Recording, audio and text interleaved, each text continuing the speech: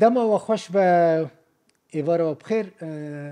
پودکاست که دنج ورا پیشکشت کم دل بخوین دارا ما میوان من جوان حاجویه جوان حاجو خلقه در باسبوی ما بهتر بحثا زاروکتی وید کر یعنی باور دکم دی هر کسی ود زانه جوان زاروکه کی چاو بویه ام نیزیکی موزیکی نبون لیدوی خلقه ده ام بحثا دست بیکا جوان حاجو یا هنری بکن جوان بخیراتی تشابه تباشی؟ باشم جارا بره من تیرا خو ما بحث زاروکتی تکرا آره شرود بوی من نزانه بابراستی بله زاروکه کی تشر حز ذکر مزن بوی تشر بدور کتی آره والله تدید شر بلا شر نخوشه دور بکویلو تدید شر نخوشه نه شر چیزی خرابه به انسان شر نکید به انسان عقل خوب کار بینی باشه چا بیدارم گروجه کی گملتی کرجی شری گناه گو هیا ایدا آرامیل هر چه پارچه کرسانی چی بی و ملتی کرجیو که هر ملتی کی آزاد بی ام دوری شراب کن جوان تزانی من چه مراق کر کیش در ریا موزیک وکر یعنی که تچوا تأثیر بوی تچوا فکری کو سازه را کی لی بدی که تفیری موزیک کری اف چوا تدست موزیک کر کسی فیر نکرم موزیک وی خوا فیر بکی زول المسألة میزینم اگر وقازی تشکی يعني قالك هاري خبيب لي بيش فا قالك انسان خب بيش بخي نا باري كاري هناك زول المسألة يعني کسی آرکارتا نکر ساز هلبته قالك هبون شاوا عاري كامل كده بحث على سبيكت كي دست بکه دسبيكي زاروکتی طنبور تزاروکتی قمراج جراش طنبور من سازيت دال طنبور تتمرش كواني طنبور ماله دهبو كلي تخست يا مالبات عملت دان برايم ليت دان فهم كر نايف ليت دان نوردين ليت دان بافيم ليت دان عافيم ليت دان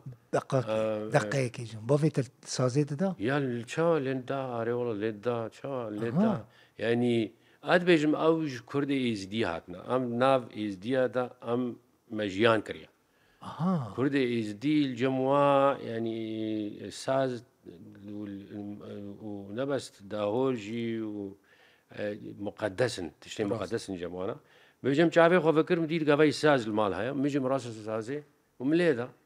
ودو فريده مستران هالو من السبيكر بوفيت استراند قوتن يعني شخورة تقوتن تدي جفاتا كردي قبول لا تكرقو خلكيرا بيجي يعني مال باطي شخورة ستراند قوتن كي جوا استراند قوت مالات ده مال باتا وده مال باطا مدام من اسران يعني دوي مال باطي ده تو دركتي مالي تو تشجيع كرن بشكرياتا كرن بافي من ديما تجيت كرم شاو بلي والله يعني تقولنا تقول بسترينات تقول هيك بروبليم نينا وتدس بكر ودمي كي هبون ايكو تليقو داري تكر اسكر مهالو بيجي موسيقى فلكلورية كردية من ليغو داري تكر ناف قلق أمريكا نافارا حساسة حساسة موسيقى فلكلورية شهبو أسر موسيقى كردي أس پروردم اسكر مولوشتر بيجم يا هاري بونكت موسيقى ودمي قلق هبون موسيقى فلكلورية بقشتي مال دنگ بیجا گوداریت که تو چیزی که کردی هبانه مالی گوداریت که لهالبته دوفر ایده وقتها که عمل مازند به ایده یک موسیقى عربی جی ترکی جی فارسی جی تفهم کر ایده ویت های مال موسیقى روجاوایی جی مگوداری که مال بیتل جی مگوداری کر مال رولینگ ستون جی مگوداریت کر يعني ایده موسیق تدی ایده بحرة وهالو فيك ایده هر تشتی و هر جورا موزیکی گهداری بکی 14 سالی تدست بکر؟ يعني 14 سالي مكازتا أمينة ما قيد كر أمينة مسجلين بلي تزاني أمينة طانها جي سترانا كزندي ومشهور مايا يا الفردة تبحثا آري كاري كرن هاد دسبيكا عمدا يغو آري مكر بيشي خوش كامل ديل بري بوي آغو آري مكر أوي غوتني سترانا جمردن بيساندن او أمينة وقتني وينانا وقالك ستراني دي وكا نسريني فلك شندي المظالم بو ديلبەری هەموو ژمر نویساندن دەست پێ کام شکاتە یا مەزم بوو نه طبی ئەو نابوو شاعر بوو دیلبەر ديلبر يعني نشعر بو أمينة سازي من ليدا مقوت نيفيناج مر بسترينا بنفيسينا أمينة كأمينة جوجي يعني از نشعر مزي شو قوتنا زيش ترميسي مقو دفجينا برضه مقو ديلبري رجعتكم تي قوتني في آوازي تجمرات بتبنيسي أمينة كي بو جوان يا دوي عمري دا تدي يك إنسان مراهقة يعني تنو إنسان دق هي يك هر شن هاي بيك عاشقة كيف هذا يمكن هالو بو يعني أمينة هبو خا نافي أمينة نبو لي أمينة هبو يعني هل بتا أمينة هبو نافي وين جوهرتبو نافي وين جوهرتبو يعني كتشكك هبو لي نافي وين أمينة هبو أما وك أمينة يا راستا يعني فيدا ولو فشي حز ذكرنا الشوارع ولا كرد بو بله جيران وابو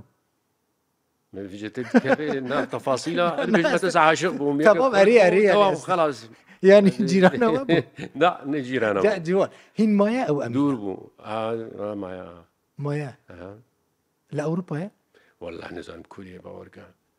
اش كوزان كوريا ودور النمو هم جمرة لا تاني از جمرة تاني از مراقتك لازم نقول رباش بي وراحت بي وتقريبا اجي انا اخذ نفس عاشقيه كي تاني عاشقيه قال لك ابو راس تربيجم فهمت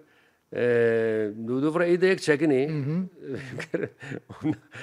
حالي حاسر تشتكنينا تمام يعني تاني ما لا بس سكله انا قب تاني برضو يعني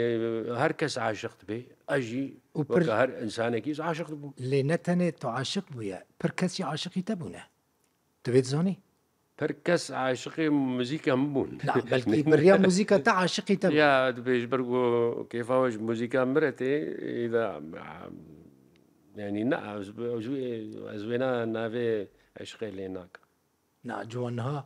ما دام اني مسألة اني سر امينة وعشقي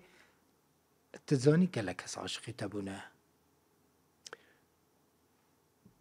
ملاح عشق بن خوش انا انا باش ديلبري ام حقي وين اخونا بحسوي بكنا ديلبري نهال كدري يبرين ها النرويج مني وخانيكي ويجي المديا دي هيا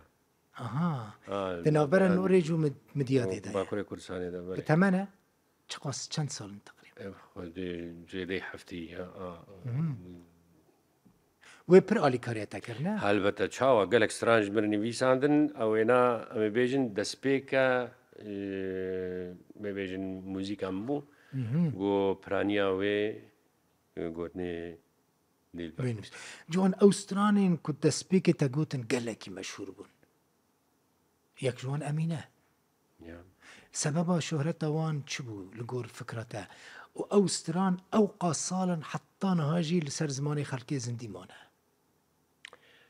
راست تشاوا يعني قالك ستراني قو ديلبري نبيس عندن بون هيت راستا ياك جوانا أمينة سترانا نسريني قالك يبنا فودنجا سترانا فلك قالك يبنا فودنجا سترانا ديار بكر مالا منا وين في سانديا قالك يبنا فودنجا بلي ديار بكر مالا منا تشاو يعني قالك ستراني ديلبري او تدي ديلبر قالك كيف مش قلت نبيرد هاتن وديلبر واكي يعني بسيط نبي ساندن ليه معناك اخوها تفهم كر يعني وقتها ببسيط نجو نيجاتيف بسيط از بوزيتيف فيجن بسيط جاجرا قلتنا بسيط شاشتي فهم كر قلت لي سفكن بس خوشن ومعنانا يعني معناه خدي ودفرت كفنا دلي إنسانا نهار موسيقى ده شيء وقتها قلت بقى زي استرانك ناف دنگ بهيت ناف جفاتي ده دفي سفكتي هوي هم أري قلتنا ده هم أري موسيقى ده قلت مسألة تزحمتك يعني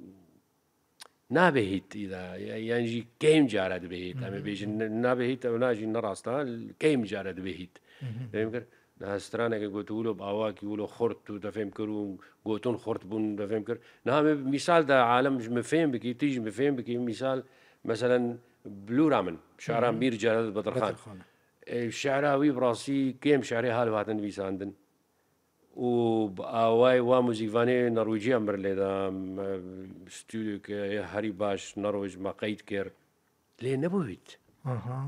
يعني يعني قوتن جران بون اللي هر راستي عجيب خوش نویسانیه یک جواش شعری گو از عجیب جی حستكم بورم موزیک جی وقتا گو یک شعر که حالا یک بردین دینه پیش مقابله خوا حالا دویت موزیک جی گورا واقعتنا و شعری ته چه بکیت نگاری موزیک که هو سفيك جي تجر شيء بكي لو ما جي نبوهيت كيف عالم يجرنات جوان دما كنت تيدا درك يعني كم انسان جيرات بالي كم انسان يعني من بقى لي قدري كريه بلورا منو قالك سترانتين يعني سترانين كو راستا زيدا بوبولار نبون كم نبوهيت نبون هيت راستا جوان مثلا دما كنت تيدا دركتي 14 سالي حتى 15 سالي وتهيدي ديوان دمان مشهور دبوي يعني من التلتر بس بي دركتي هيدي أستراليا تا بلاف بون بتايبتي للروج أواي كردستاني دوان دمان دا برانيا هنرمندين كو دهات الناس كرن دچونه دعوتان من قد نبستيه كو جوان حاجو شوية دعوتان براستي قالك غريبة نا برسك يعني حساسة اليوم ما جيت باش شيروفا بكم أش نشو مدعوطا اللي شن دعوت شوم يعني دعوتي ده هفالي مشيبون يكجي هفالي كيمبو برايوي زوجي شوم اسطنبولي يا دي هفالي كيمبو ناخذ من هفاجي بيجم دعوتا خوشكايبو أشوم هفالي من براي من أفنا از وكم هيفان شو لا لسوري دما الروجافات بيجم تنشوي دوت لا از نشوم بينام نشوم بقول راسي ديامنو بافي مجي قلت نمقول شينابي الضوطة دركبي بولو تخستن مجي كيف مجي ناي براسيش ضوطة كيف ناي ليه ورنا سر ليه ملولوجو ليه ورنا سر ليه ضوط parçaki مهمة جيانا مكرده يعني دعوات تشكي بيروزة فهم كر تشكي كولتورية تشكي بارشك جيانا ما كردايتية تفهم كر يعني تشكي عجيب بيروزة لأز بيج مختار ديامنو بافي من مثلا عشيرتي ومالباتي وفلان وبيفان دوي دميدا بافي منو ديام قبول نتكرن جو از هرما دعوتا هناكا او جوارا بسترين سازي بدم از دياخو بافي خوشي فهمتكم ليه بقى وبيا كرد في مسألة ده از نشوم ضوطة تفهم كل وكم قلت ضوطة قلت شو ميدا السر دستاس كارم بجميرم وأوجي وكم هفانا شوم نقول والله دسبيك حتى صبي شفقي مسترانيا بهر ضوطة كي أو هفا ده هفالي مني قشتر بحثكم الاسطنبولي دستران مجوارم بيش كيش كرنش بقول كذا غيره وكم قلت براي من نقاري بيجمعنا ليه ضوط parçaki muhime jiyanama kurda او kese go dengbeje go çina davata din braharin na kore kimi go çebe يعني شيء وبوانا يعني تبورنا بكتشي معنا وكي جوانا حسكم لورين روزا لهاجو كوركي ما بي أزي بهارا دعوات كردا ليه بدا تفهم كر ليه ديامنو بافي من نتخستن وجلو ما جي وصيتك وانا بو وباش بو برسري الضوطة ده درناكتنا يعني من خسا كاش خورا مي بيج تب قوتنا بافو دايكي خدكر ده مزاروك بيجي يا شاوا از هناك بس بافي خو تاني طرسان بافي خو ديا خو بلكي بيهترش بافي والله لتاددان يعني أولادان نبو نعم نبو مع البعض مدى الليدان نديتنا ليه ترسبوا براسي ترسا هم بافي وهم دي باشا تقول نتشوي دعوتان جغيني چند دعوتين دوستين خو بكم مهفانك بكم مهفان تي بتشي دعوتا كاتشين خدا بستري يا صديقات شاوات شربيجي شاوات خوش والله وشاوانا خوش بين هذه اشترين شاوا يعني از نجح بكم بدي ساجي زينا بساعات ناس ترين البته سيستران وشار وبين وشيء بيجم دياري واكم شاوا بيدار بج نزيك بزوجنا هو كتب بحث كره يعني بيدار بلكي أوروبينا يعني عامل شيء يعني نزيك تقارن بزوجنا آلي كردن أو آليكي أوروبينا أو ميكسن دايكاوا إسلندية يونا خلك إسلندية بافجي كرده بافجي خلكي تربس بي خلك ترسبيه أو كردن يان إيزلندينا يعني هالو يد هم بخو كرد بين شالي كيفه حز دكنش كردستاني قالك حستكن و تشاوا قالك حستكن دزانن بافي وان أوقاس مشهور يا يعني دادي زاروكتي دنها ولو بينا نها دحسان بيد دنها حسن. وبيشتي وقتا عمري وابو إجدا وتفهم كر بي دحسنها جوان ديلبري هين اشترى دنفيسينا دبري هيدن في سنة تشاوا تشنقو نو دن في سنة جمر دشيني جي تشاوا تستراني ري يا بيتر تحس دسبيكي تستراني كي كرن البستين كي كرن ستران إنجا قرخوين يا كيبون ديلبري بو دوفرا جاغرخوين شعري وينا ما خصنا ستران مو دوفرا بشتي جاغرخوين روجي برناس مهات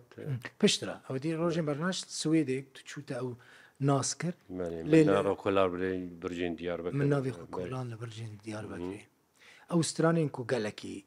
دانك دون يا تتزاني بون أوسترانوي دانك بدن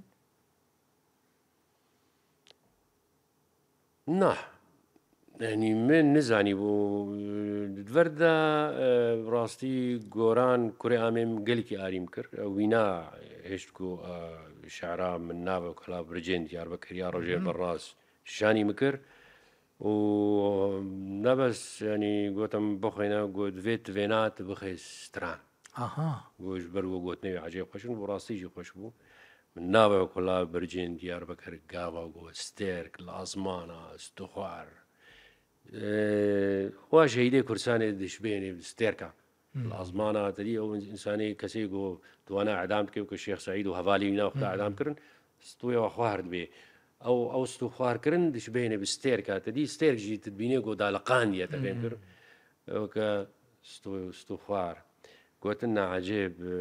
راستي تد زاروكتي خودش استرانين شورشگری سیاسی و نتوی گوتنه البته شو يعني هاردو باراليل ما بفدوره ما وحتى أنا بردوامه يعني دست بیک جوان ببورینه هر جوان التا گداری دکر دست بیک يعني تبيت حسيك تاني قدرة جوانا يجين بتمنن يعني وقتها ما أمينا ما تشكر يعني هر كرد نيا جوج دنگي محست كرن سازا محست كرن ليه قدريت كرن دورة إذا وقتها ما كاستا پیش مرگن يجي ما تشكر ديسا يعني برانيا كرداش برگو ام دوي چارچوفا مي بيجن فولكلورا كردي دما لدوفرا وقتها من نافع وكلا برجين ديار بكر وحتى نها تفهمكر إذا مكتنا چارچوفا كنودا تفهمكر يعني دوردا تدي أو إنسترومنتي ما بكار عنين بو يعني جاز ودرامز ودنابيش جيتار وباس جيتار ودرامز أو هارس إنسترومنتي ين روج آفاي ناف كردادا يعني قريب النبون يعني جي هبون بلكي عالمي أو ناس نذكرن ما دفردا ما خستك كاش خورا تفهم تشكي نوبش كردارا براستي نبس انسترومنت تنجي حتى مثلا مقامات اجي مقامات نو ما خصنا موسيقى كردي ده يعني ايه ما نخصم د كورمانجي ده تفهم كر يعني عجيب بيات تيغوتن افجي كيماشي كما براستي كرك هر مقامات ناف متى ناف ملطه كده هابن هر جورا الريتم كرك هابن يعني اف حمود زنجينيه هل بتا تشكينو بش كردارا كردا قبول نذكر دس بي كده شريم عجيب هاتكرن هر آوایی موسیقى کردی خراب کی تا خراب کری يعني يا نقولن موسيقى كردي خراب كريا لهال بتاعت بيجم هناك ديب أنا بلكي تج موسيقى جي برضه أنا اللي أو عنادا من نهش كده بيجي بردم و تخص بردوام وهنر حاله يا وقتا جو كيف تا اشتشكي روري هلبة الروجي وي كيف هناك تيجي يعني بيت بخوت قانع بيقول براسي تشكي خوش كي كيفات بخوش جيرتي نت نل او بي والله ازيج بونا هناك دي استرانا ازي شيكم او شاشه بستران دبيت بيقول خوش كيف تجير ورانا بكيفات تجوي هم وكل لحن هم جي وكبوتن حمول استران تبخل لحني وان شيكرنا همول سريدة اسمع ما بس من يعني دسبيك امي بيجن صدين نوت وهشت باشا وها از باش بين جبركو هنا كس دوي باوري دنا بله كو هنرمند يعني كسي كو دستري بخوا ملودي لحناجي چي بك هنا كي دوباره تدا درد كبه او هاي ايتا دوباره تدا نايدي تنه بلكي دوبارك هبه الفير فيداها بلكي هبه از نكارم ويچا في هناك في موسيقى ميوكا في شيروفا بكن وكيماسي ويشنا هلبتا كيماسي هر موسيقى كيانا واجي هلبتا يكجب موسيقى ما ارشيفا كمني مظن هيا استراني هلبتا وي ارشيفي دا افقا ستران بلكي دصدو بنجه ستران هيا تفهم كر هلبتا وي دفرنا دوي كيماسي هبن همج آلية آواز و همج آيبي قوتنا بس هلبتا صدو كيماسي هبن المهم يا هاري باش قلت باهوريات تبخوها بي او تشي قلت شيدكي او بر مهمة بجا مثلا كردا او رنگي موسيقي يعني كردا مثلا دويدا ميدا راستين نزاني بون مثلا مجي نزاني بون مثلا البوب تشيا الروك تشيا بلوز تشيا جاز تشيا مش كوزاني بون لطي مجي نزاني بون راسي يعني موسيقي او تشي قلت سر تي پروردد بي تفهم كر او دلويغو هداريتك نها شما حتى انا كيف ما موسيقى فلكلوريتي اجبرغو زاروتي اخذها ما ليغو هداريك طب خو زيدا نغوتي استراني فولكلوريتا ياو تجي حسدكي لتا نغوتيا انا شاو تغوتنا شاو انا نغوتيا مقول كان قالك بارشا ما قلتني امراتكم ما قلتيا شاو ما قلتيا اي منطقه وانا قلتيا اللي از لتنا جوان موسيقى لتنا والله هي از خود بينم شاوا موسيقى فولكلوري وكاي مرادكو زرافي في امراتكم مثلا اوي نا زرافي امراتكم ما قلت ليه از باسلوبي خو ما قلت ستايل خو ما قلت ليه كيف اقردا بينات دسبي كده دوفرا كيف هجرات شاوا تشيبو سبيكي قبول نكرن بشاجي حسكن شولو تشيبو كي اري مكير باش بقول تشيبو الحاصل مالا وهزار جاريابا تربس بي بنيرن جوان حاجو زاروكا كي بتشوك التربس بي جدايك بوياش تربس بي جاي كي بتشوك دركتي بشربويا هنرمندكي مزن براستي نزانم آوا تربس بي جداي قلا كسين ناسكري اش تربس بي دركتنا لا مثلا هافي خارم دبي جمد بيشن آواوي آخاوي بله ناس تشي تشيروكي هادو ناك نسريم ده نه شخص بويا تشيروكي هادو مالا يعني تراس بيجي بس راس بونا وينا نينا لا هنر مثلا كاندفيدويلا مثلا كشخصية مثلا هنر هستو تفهم كر هستي تنا تفهم كر دنگي خوش ونخوش نينا دنگي تتكاري بستريني أنت تنكاري بستريني تالين ترها نينا ويصوت ونظام تأثيرنا مراب وفلان بيبان لا تأثيرت كيف ندنك خوش كيان زيتا زيتونة هبشي يروح حمول ضرب عسى جيرنينا تفهم كر دنگ تفهم كر تشتكي روحانية تشتكي هستن جار بخوشي يعني مقالك تشي مسار خوندنا تنكاري تبراسي وكبي تبكي شما دنك شما تأثيرات كي شما أفدن تأثير الإنسانات كي شما أفدن تأثير الإنسانات كي تشكي عجيبة براسي أز خوشي أفتشيرو حتى أنا زنقها من الدوية من فهم نكريا للمهم تشتي يا هاري باش تشتي تبيجي دفي باهوريات تبي هاي باهوريات تبقى بيهات وباهوريا هنا كدي جي بي يعني تجارة نفكري تدفجي بردينه تدي تسبيكي قوت قال لك هسل تجي دركتن وقبول نكرن نعم مثلا دفجي برد من نعم قالك جارا كونسيرت هذا شافي كرد هذا مدي وقتها ازدرت كتم او المان بون شار موسيقاني المان من ناس كربون تيو ليو ومارتين واودو هل بتا تشكي غريب ونوبش كردارا يعني اسكارم بيجم هما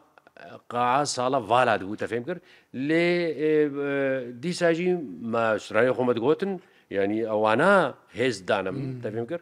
وقالك إنسان هبون جي براسي وهيز دانم يك جوانا نمونا مثلا أي هان إفتشي براي من براسي عجيب جي حسكم وكبراكي خوش جي حسكم حتى أنا هم هفدور كارتكن ريد موزيك ديجيتال دا شوية وينايا هنا شيفي وينايا أويناد هاد تقول تمد جوان تدريك الراس دي بردوام بقى راستنا ها ملاتي تفير نبويا في موسيقى أو موسيقى كونهات ليدي باوايكي بوبا روكا تشنا فيديت كيليكا أو إليمنتين بلوز وجاز وتفهم كر مدانا بيش ليد جو روجك وإيه هو كردوية تقول هداري روجك هات وكردون تقدري كر روجك هات لفي درجة الهوليري أم هفت بينن وفي برنامج شيء كر جوان خلقه به أمي هرن أوروبا نه وی باش بس بیش اما دی جوان چاوا چو اوروبا و جیانا جوان یا شخصی و یا هنری لاوروبا باش بنه باش امش دربیس تربس بی در کبن باش بله گلک اسپاس جوان اف خلق دو یمک و هم بهبرنه کیف همتی براستی از وسا تا استناستکم لیدنها زانی چقاس سانتیم نزیکی تدبم تا بیتر ناست گلک سپاس بو وجی که تماشا کرو خلقا به امی جوان حاجو برای بدن اوروپا کابنیر جوان چاوا چویا اوروپا و الاوروپا چه کریه و چه نکریه